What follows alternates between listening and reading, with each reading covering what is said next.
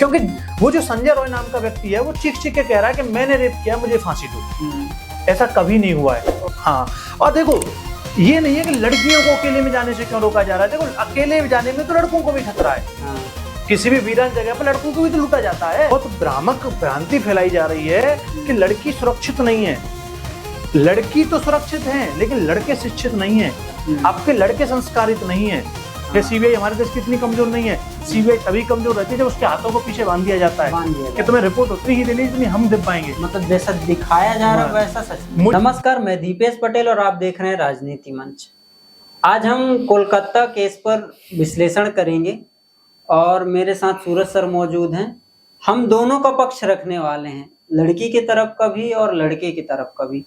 जो घटना हुआ उसके लिए हम संवेदना व्यक्त करते हैं। दुखद घटना हुआ, लड़की को न्याय मिलना चाहिए। सीबीआई जांच कर रही है, निष्पक्ष तरीके से जांच करे और सरकार है वो निष्पक्ष तरीके से जांच कराए, इस पे पूरा ध्यान दे और ऐसी घटनाएं सामने न आए। लेकिन जो घटना होना था वो हो चुका। अब हम इस पे एक विश्लेषण करना चाहेंगे, लड़की की तरफ से भी और लड़के की तरफ से भी। तो मेरे साथ सूरज सर मौजूद हैं, इन्हीं से चर्चा करते हैं। तो जो मामला सामने आया है इस पे आप क्या निष्कर्ष देखते हैं? जैसे जो घटना तो हो चुका है इस पे, है ना, तो इस पे आप क्या बोलना चाहेंगे इस केस पर? नमस्कार दीपेश भाई एवं नमस्कार देशवासियों। ऐसी घटनाएं जब दीपेश देश में होती है ना तो ऐसा लगता है कभी कभी तो कि जर्मनी के हिटलर की याद आती है कि एक बार यार भारत में भी आ जा और धार धार के काट दे इनको। जिस प्रवृत्ति के दुष्ट इस भारत में फैल गए हैं वायरस की तरह, जो हर साल एक दरिंदगी ऐसी कर देते हैं कि भारत को शर्म से सिर झुकाना पड़ता है, भारत माँ को आंसू बहाने पड़ते हैं। परंतु लोकतंत्र का जमाना है तो न्याय तो कोर्ट ही करेगा, जांच तो पुलिस ही करेगी, उसके बाद जो निर्णय होगा वो मानना पड़ेगा। लेकिन ये जो ममिता देवनाथ का जो केस हुआ है, ये केस बड़ा पेचीदा है। देखिए मैं फिर कह रहा हूं, हम जो बोलने वाले हैं उसका निष्कर्ष केवल हम डिबेट कर रहे हैं, कोई ऐसा नहीं है कि हम किसी एक पक्ष में बोल रहे हैं। इसका काम कानून का है, कोर्ट का है, पुलिस का है कि हुआ क्या है। लेकिन जो अब तक जो पढ़ा है और अब तक जो रिसर्च की है उसमें जो जो बातें हैं उन पर हम संदेह व्यक्त करेंगे और समाज के सामने एक सच रखने की कोशिश करेंगे कि मीडिया होने के नाते घटना की वास्तविकता क्या है। सॉरी, केस शुरू होता है दीपेश अगस्त 8 और 9 की रात को।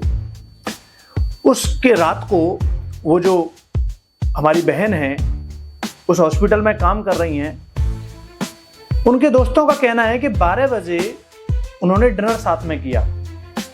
लेकिन जो संजय नाम था ना, संजय रॉय, हाँ, 12 बजे डिनर किया, वहां तक कट जाएगा। लेकिन जो संजय रॉय नाम का जो व्यक्ति इस केस का मुख्य सेंटर बना दिया गया है कि मैं रेपिस्ट हूं, मैंने रेप किया है, मुझे फांसी दो, मुझे लगता है कि ये संदेहात्मक है।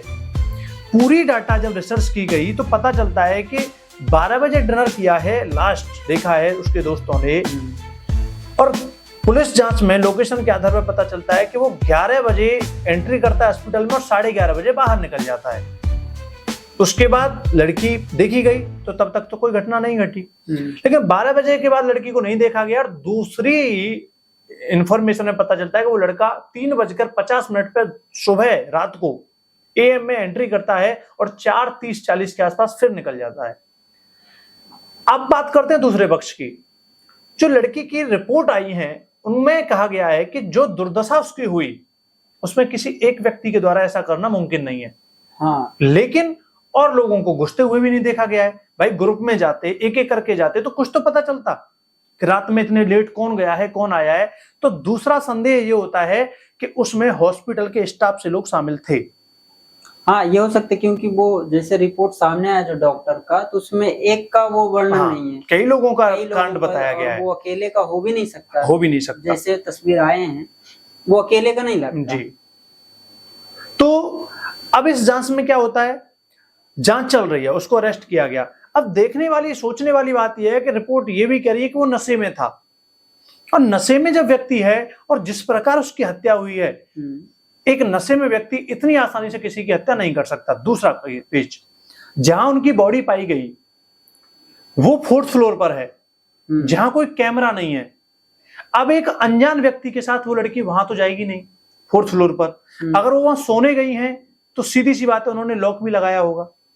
बिना किसी जानकारी के व्यक्ति के कोई व्यक्ति किसी के पास जा नहीं सकता। तो इस केस में मुझे जो लग रहा है वो सीधा सा ये है कि जरूर उनके रिलेशन में रहे दोस्त, या बहुत बड़ी बात नहीं है कि कोई बीएफ जिनके साथ उनका झगड़ा हुआ हो और उन्होंने एक मीटिंग रखी हो कि हम रात को मिलेंगे, बात करेंगे कि क्या होता है।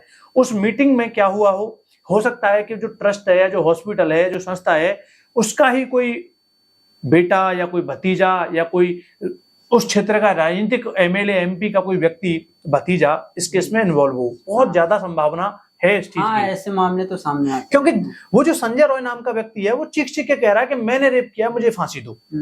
ऐसा कभी नहीं हुआ है। ऐसा तो नहीं लग रहा है कि मतलब जबरदस्ती उससे कबूल करवाया जा रहा है। हाँ, व्हाई नॉट, क्यों नहीं हो सकता। जबरदस्ती कहा जा रहा हो कि तेरा तो हो सकता है उसका कोई फ्यूचर ही ना हो। कि हम तुझे 10-20 लाख रुपए, करोड़ रुपए दे देंगे, तो कैसे जेल में चला जा, बाद में तुझे छुड़ा देंगे, बाद में तुझे केस को लंबा खिंचवा देंगे 10-20 साल। ऐसे भारत में हो ही रहा है। अब देखो इसमें राजनीति भी मोड़ ले रही है। ममता जो मुख्यमंत्री है वहां की, पश्चिम बंगाल की, तो वो प्रोटेस्ट पर उतर आई है।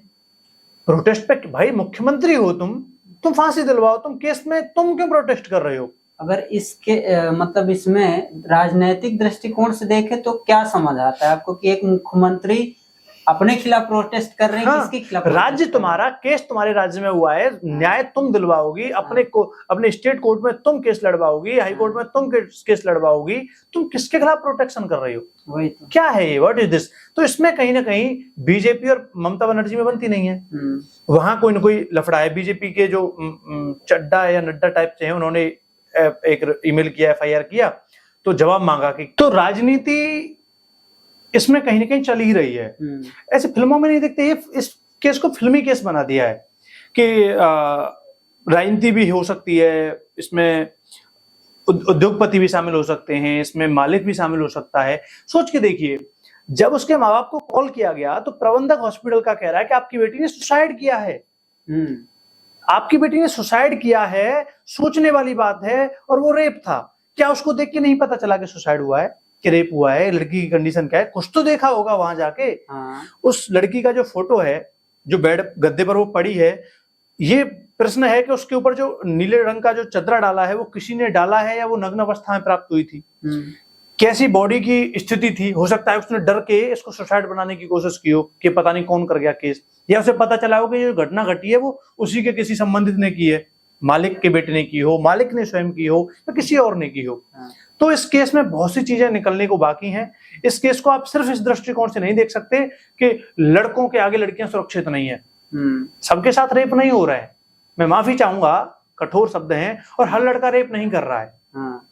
ये बहुत ज्यादा समझने की जरूरत है। अभी आपको मैं दिखा सकता हूं, काफी ट्विटर पर पोस्ट है लड़कियों के द्वारा कि पर्सन को दोषी ठहराओ, पूरी जाति को नहीं, पुरुष जाति को दोषी मत ठहराइए। जो मतलब इसमें पूरा मर्द जाति को दोष ठहरा दिए गए कि मर्द जात होते ही ऐसे। भाई अब दूसरा दृष्टिकोण है। मैं माफी चाहूंगा, मेरी भी पूरी संवेदना है, लेकिन हम विश्लेषण कर रहे हैं कि लड़की के साथ अगर दुर्घटना घटी है तो क्या लड़की ने कुछ गलती ऐसी की है जिससे कि आगे आने वाली लड़कियां ये गलती न करें। इसमें मैं कमजोरी नहीं दिखा रहा और लड़कों को बहुत बड़ा मर्द साबित नहीं कर रहा हूं। ये निखालस ही बेहुदी बात होगी। मैं पहले ही कह रहा हूं कि लड़के ने, जिसने भी ये किया, उसे तो फांसी होनी ही है।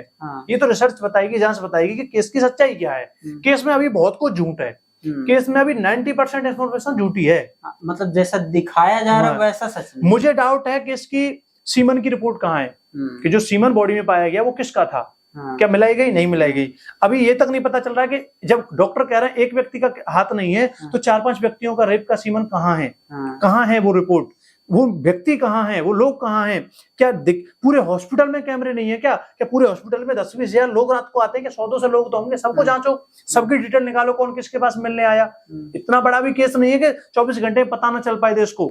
सीबीआई हमारे देश की इतनी कमजोर नहीं है। सीबीआई तभी कमजोर रहती है जब उसके हाथों को पीछे बांध दिया जाता है कि तुम्हें रिपोर्ट उतनी ही देनी जितनी हम दे पाएंगे, हम चाहेंगे। डॉक्टरों ने क्यों नहीं दी सीमन की रिपोर्ट कि किसका सीमन है उसकी बॉडी में, कहाँ है, कैसे है? तो ऐसे बहुत, ये झूठ है। आधे से ज्यादा केस झूठा चल रहा है। कुछ न कुछ छुपाया जा रहा है, केस को लंबा खींचा जा रहा है। अब तक तो सोल्यूशन आ जाना चाहिए था। हाँ, और ये जैसे एक नाम मुख्य आरोपी का संजय रॉय नाम आ रहा और है, वो बाकी 4-5 लोगों का नाम पब्लिक क्यों नहीं किया, और वो आरोपी चिल्ला क्यों रहा है? और दूसरी बात, अगर मान लो आरोपी ने स्वीकार कर लिया कि मैंने रेप किया है, तो आप केस को सॉल्व क्यों नहीं कर रहे हो? हाँ, फिर फांसी दो, खत्म करो केस को। अगर सॉल्व नहीं कर रहे हो तो किस चीज की जांच चल रही है वो बताइए। इतना पेचीदा खींच क्यों रहे हैं लंबा? राजनीतिक मोड़ क्यों दे रहे हैं इसको, प्रोटेक्शन का मोड़ क्यों दे रहे हैं? डॉक्टर के साथ ये जो घटना घटी है, देखो अभी कुछ दिन पहले 8-7 साल की बच्ची के साथ एक रेप हुआ था, जो ऑटो वालों ने किया था, जो हुआ था, उसमें तो इतना प्रोटेक्शन नहीं किया था लोगों ने। इसमें एक विशेष जाति या समुदाय, जैसे डॉक्टर समुदाय का प्रति जो कांड हुआ है, केस हुआ है, तो इस वजह से लोग प्रोटेक्शन कर रहे हैं, हड़तालें कर रहे हैं। लेकिन अगर हड़तालें ही करना सही सॉल्यूशन है तो फिर हर केस की हड़ताल होनी चाहिए। जैसे अब केस लगातार सामने आ रहे हैं, बेंगलोर वाले बस केस की बात नहीं कर रहे हैं, उत्तराखंड का केस सामने आया, बिहार का केस सामने आया, हमारे एमपी के बिहारी मतलब शहडोल जिले से केस सामने आया, उसमें तो आरोपी शायद 69 ईयर का था, 69 ईयर का, और लड़की नाबालिग थी। सोचिए। और इसमें भी अगर एक बात ये देखा जाए कि मतलब एक ही केस को क्यों इतना हाईलाइट किया गया है, जबकि केस तो साल में लाखों केस आते हैं, लाखों केस आते हैं। 10 केस तो ऐसे होते हैं जिनको हाईलाइट होने की जरूरत है, लेकिन एक आधी केस क्यों हाईलाइट हो रहा है? इतना बड़ा मतलब सबसे बड़ा सेक्स स्कैंडल कहें चुनाव के टाइम में सामने आया था, प्रज्वल रविन्ना का केस, शायद आपने सुना हो। तो उसमें 3000 वीडियो सामने आए थे। तो उस केस का क्या हुआ? कहाँ गया आपका प्रोटेस्ट, कहाँ गया आपका मोमबत्ती मार्च? सब गायब हो गए, सब आपके स्टेटस स्टोरी सब गायब हो गए, बस एक केस को लेकर आप हाईलाइट कर रहे हैं। तो ये कहीं ना कहीं राजनीति से मतलब ये इस केस में राजनीति का इन्वॉल्वेशन बहुत ज्यादा है, और यही देश का दुर्भाग्य है कि सच की जगह पर मीडिया को मजबूर किया जाता है वो परोसने के लिए जो राजनीति चाहती है, सच की जगह पर सीबीआई को वो करने के लिए कहा जाता है जो राजनीति चाहती है। यहाँ इस देश में कोर्ट तक को प्रभावित कर दिया जाता है राजनीति के फैसलों से, राजनीति के दाव पेचों से।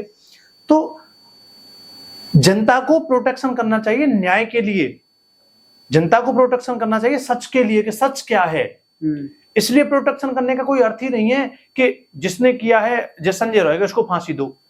अरे भाई, संजय रॉय के साथ जो पूरा केस घटा है, 10 लोगों को सीबीआई ने अरेस्ट किया है, 10 से 20 लोगों को, पूरा सच, ऐसे बहुत सी कंडीशंस हैं।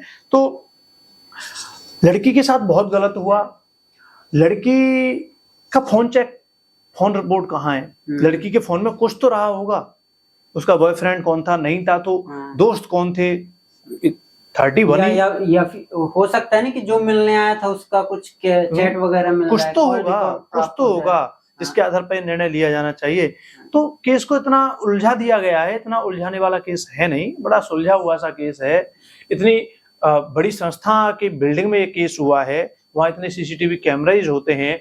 12 बजे तक जब दोस्त कह रहे हैं हमारे साथ है, तो 12 से 5 बजे के बीच में तुम इतनी देर रात को लाखों लोग तो आएंगे नहीं हॉस्पिटल में। 1000 लोग आ गए होंगे, कभी नहीं आ सकते। 100 लोगों से ज्यादा आए ही नहीं होंगे, न गए होंगे, हैं? तो 100 लोगों के तुम फोटो नहीं देख सकते, कौन आया कौन गया, क्या नहीं पता किया जा सकता। 4th फ्लोर में कैमरे नहीं थे, इंटर गेट में तो कैमरे होते हैं। 3rd फ्लोर में तो होंगे कैमरे, 2nd फ्लोर पे तो होंगे कैमरे। 1st फ्लोर को छोड़ो, 2nd फ्लोर में कौन कौन ऊपर गया चेक कर लो। वहां 10 लोग अपने अपने कल आएंगे कौन कौन गए। तो इसमें चेक किया नहीं जा रहा है ना, करना नहीं चाह रहे हैं लोग।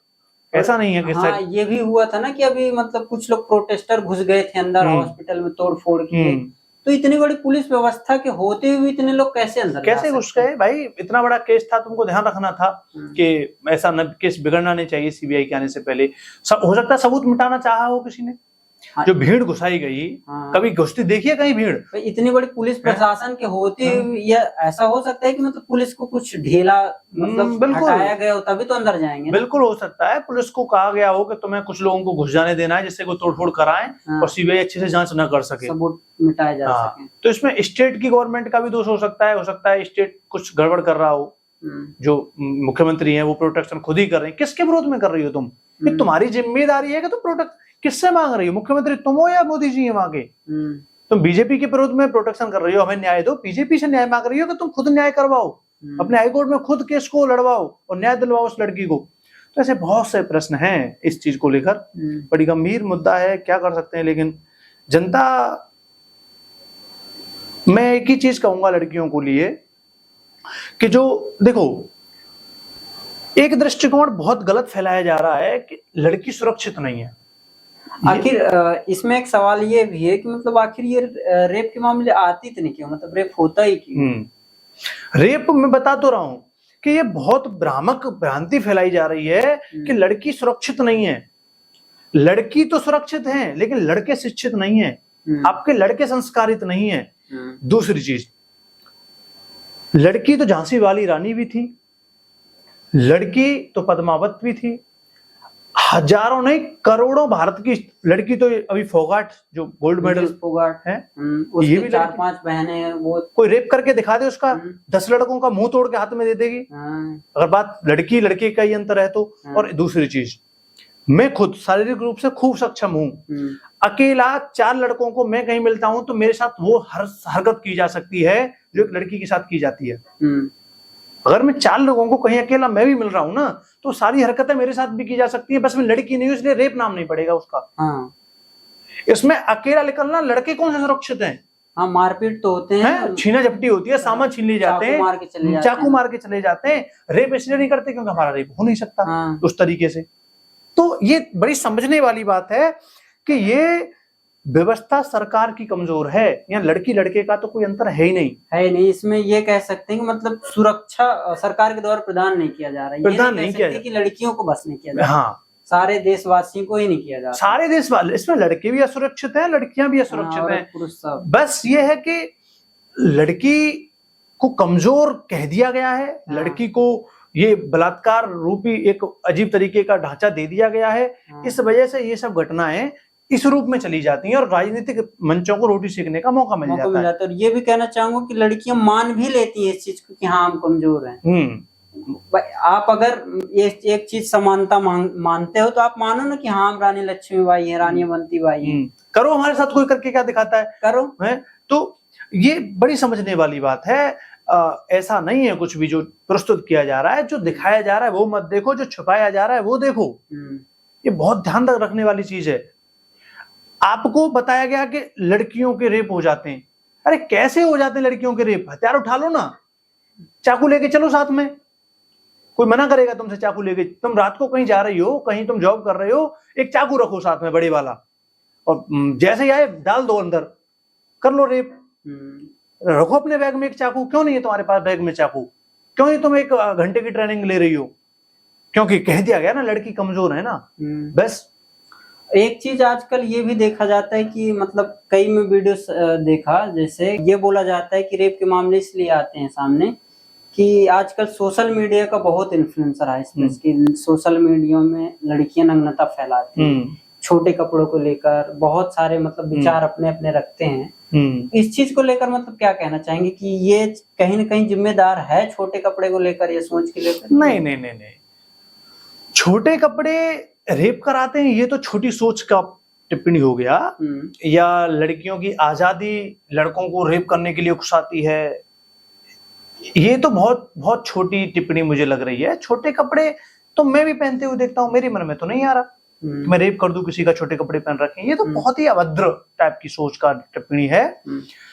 रेप बस हो जाता है, रेप तो पति भी कर रहा है पत्नी का, घर में नो बोला नहीं माना, संबंध बनाया, रेप नहीं हो गया क्या? बस जो बाहर जो एक लड़की की इच्छा के विरुद्ध जो लड़के गैंग के रूप में या अकेले या बच्ची के साथ ये जो घटनाएं घट रही हैं, ये जागरूकता की कमी है। समाज को पता होना चाहिए कि लड़की के साथ कैसा व्यवहार करना है। लड़की, और मैं सच बता रहा हूं, इस देश में हजारों रेप हो चुके हैं, इस देश में हजारों केस हो चुके हैं। न इसका सॉल्यूशन सरकार के पास है, न इसका सॉल्यूशन किसी संगठन के पास है, न इसका सॉल्यूशन मेरे पास है। इसका एकमात्र सॉल्यूशन है स्वयं लड़कियां। इतनी मजबूत हो जाओ कि आंख नोचने की सामर्थ्य पैदा कर लो, जो आंख टेढ़ी नजर से देखे उसको निकालने की सामर्थ्य पैदा कर लो, जो हाथ तुम्हें गंदी दृष्टि से छुए उस हाथ को तोड़ने की सामर्थ्य पैदा कर लो, जो हाथ तुम्हारे अंगों तक पहुंचे उन हाथों से उंगलियां फाड़ने की सामर्थ्य पैदा कर लो। न कोई सरकार तुम्हें बचा सकती है, न कोई लड़का तुम्हें बचा सकता है, न तुम्हारा कोई भाई तुम्हें बचा सकता है। इसलिए किसी के पास कोई सॉल्यूशन नहीं है सिवाय इसके कि लड़कियां स्वयं ताकतवर हो जाएं। ये मेरा तो एक्सपीरियंस है। इसमें एक चीज और देखा जाता है कि मतलब जो शहर में केस हुए तो वो हाईलाइट हो गए, लेकिन जो गांव में केसेस होते हैं ऐसा तो है नहीं कि गांव में मतलब बलात्कार या रेप के केस सामने बहुत होते हैं, होता है, लेकिन ये सामने क्यों नहीं आता? मतलब समाज का डर रहता है, इज्जत का डर रहता है, ये मतलब इसमें जो गांव में देखो, भारत में जिस दिन केस मान लीजिए 1 महीने में भारत में लगभग 1 लाख रेप हो रहे हैं। 1 लाख रेप का मतलब है कि लड़की की सहमति के बिना किसी दोस्त या अनजान या जानकार व्यक्ति के द्वारा किया गया उसके साथ सहवास या संबंध बनाना, वो रेप है। 1 लाख 1 महीने का एवरेज निकाल लिया तो उसमें से 1 या 2 हाईलाइट होता है। कारण यह है कि अगर लड़की के साथ कोई ऐसी घिनौनी हरकत कर रहा है तो लड़की पहली बात तो माँ बाप से नहीं कह पा रही है, उसे लग रहा है कि माँ बाप मानेंगे ही नहीं इस बात को। दूसरी बात, एक रिसर्च में पाया गया है कि इन हरकतों को अंजाम देने वाला व्यक्ति 99.9% संबंधी होता है। हाँ, या तो रिश्तेदार होगा, पड़ोसी होगा या खुद परिवार का होगा।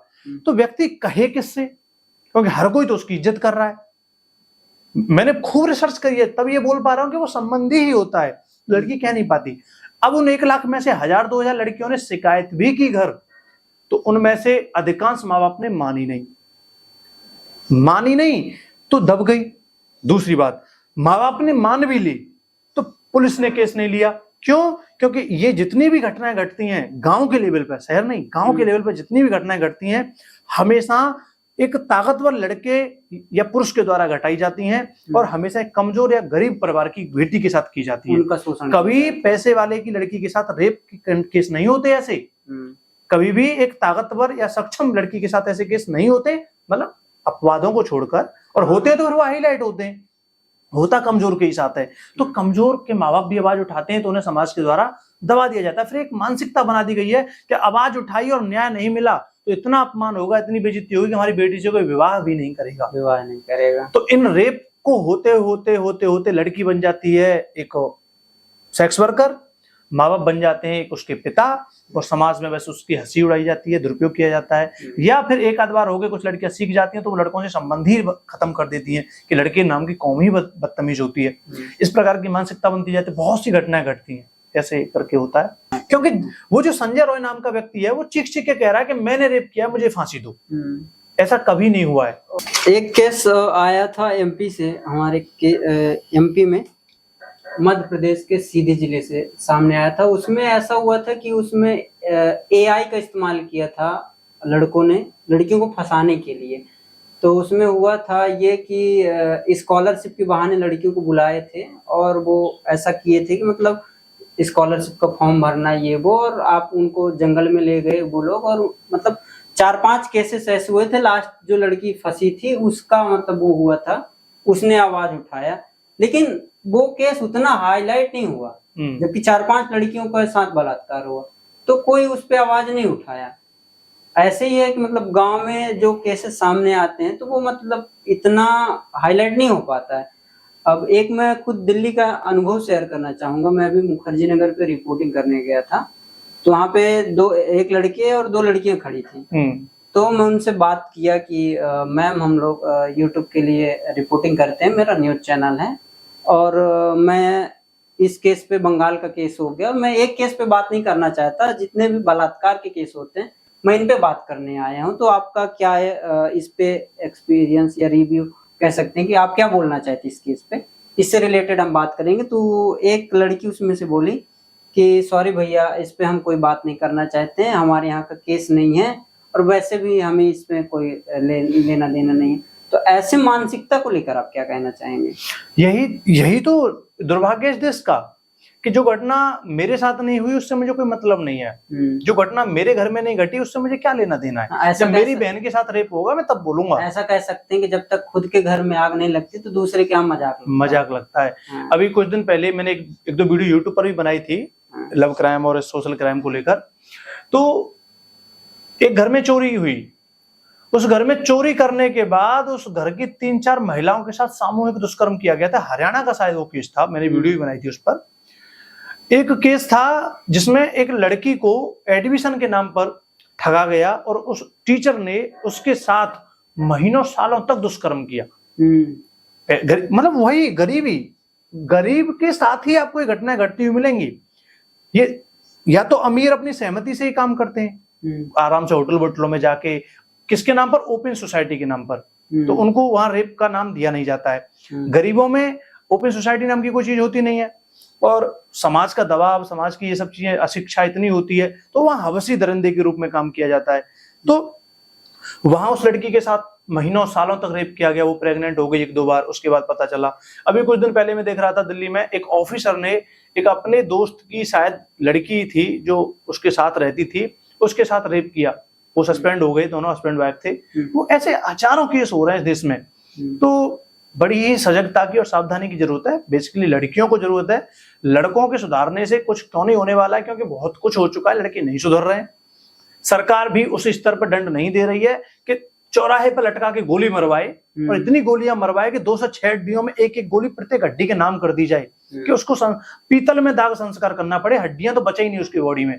ऐसे दंड देने पड़ेंगे सरकार को, लेकिन वो भारत की सरकार नहीं देगी, क्योंकि लोकतंत्र कहते हैं इसको। और ये कैसा लोकतंत्र है मेरी समझ में नहीं आता कि एक बेटी सुरक्षित नहीं है, बेटी का जीवन सुरक्षित नहीं है, तुम लोकतंत्र के दावे कर रहे हो। तो जो लोकतंत्र का पालन नहीं कर रहे हैं, जो एक बेटी को सुरक्षित नहीं जीने दे रहे हैं, तो उनके लिए भी तो एक दंड रखो। ऐसा दंड के रूह कांपने के लिए मजबूर कर दे सामने वाले को, लेकिन नहीं है। तो मेरा बेटियों से, अपने देश की बहनों से एक रिक्वेस्ट है कि आज से ही शाम को एक क्लास ज्वाइन कर लो जूडो कराटे की। माँ बाप से रिक्वेस्ट है, भाइयों से रिक्वेस्ट है कि अपनी बहन के लिए 500 रुपए हर महीने बचाओ और उसे क्लास ज्वाइन कराओ जूडो कराटे की, सिखवाओ, हड्डियों को मजबूत करवाओ और उन्हें स्वतंत्र छोड़ दो कि जा और जहां बदतमीजी करता मिले मुंह तोड़ देना, जब कॉल करना कि मेरे साथ छेड़छाड़ की थी। जब तक स्वयं बेटियां मुंह तोड़कर हाथ में नहीं देंगी ना, सक्षम नहीं बनेगी, तब तक सॉल्यूशन नहीं निकलेगा। मतलब सरकार कोई भी आए जाए, कोई मतलब इस चीज को, ममता बनर्जी हो, मोदी जी हो, योगी जी हो, बस दंड देने की प्रक्रिया अलग अलग हो सकती है इनकी, लेकिन जब जिंदगी के साथ खिलवाड़ होगी तो काहे का दंड। तो अपने आत्मरक्षक स्वयं बनो। भगवान भी उनकी सहायता करता है जो स्वयं की सहायता करने में सक्षम होते हैं। इसलिए इतनी ताकत इन भुजाओं में पैदा कर लो, और पैदा की जा सकती है। अपने देश की पहलवानों की वीडियो देखो, अपने देश की जो पहलवान बेटियां हैं उनकी वीडियो देख देख के मोटिवेट होइए, उनसे ताकत की टिप्स सीखिए। और मैं अपने देश की पहलवान जो एथलेटिक्स हैं, जो स्पोर्ट्स में लड़कियां हैं, उनसे भी रिक्वेस्ट करूंगा कि यूट्यूब पर कुछ ऐसे टिप्स शेयर करना शुरू कीजिए जो जन सामान्य, जो बाहर रह रही लड़कियों के काम आ सकें, जो अकेली दुकेली लड़कियां जाती हैं उनके काम आ सकें, कि आप आत्मरक्षा के लिए क्या क्या उपाय कर सकते हैं, जागरूक हो सकें। हाँ, और देखो ये नहीं है कि लड़कियों को अकेले में जाने से क्यों रोका जा रहा है। देखो अकेले जाने में तो लड़कों को भी खतरा है। किसी भी वीरान जगह पर लड़कों को भी तो लूटा जाता है। तो इसमें लड़के लड़की का बात नहीं है। अकेले पर तो किसी को भी नहीं जाना चाहिए, क्योंकि भारतीय पुलिस व्यवस्था इतनी मजबूत है भी नहीं कि हर चप्पे चप्पे में पुलिस रह सके। या तो लड़के संस्कारी होते जाएं, या आप इतनी सक्षम हो जाइए कि आप जहां भी जाएंगे वहां मुंह तोड़ देंगे। तो ऐसी कई चीजें हैं, तो आगे करते रहेंगे चर्चा। चलिए, बड़े बहुत अच्छी चर्चा हुई। और मतलब मैं ये कहना चाहूंगा कि इसमें कोई अलग एंगल ना लिया जाए। जो भी विश्लेषण हुआ है इस पे आप अपनी राय रख सकते हैं कमेंट में। हमने अपनी राय, अपना विश्लेषण किया है, इस पे कोई अलग एंगल नहीं लिया जाए। तो अच्छा चर्चा रहा। नमस्कार, जय हिंद, जय भारत। चलिए, नमस्कार।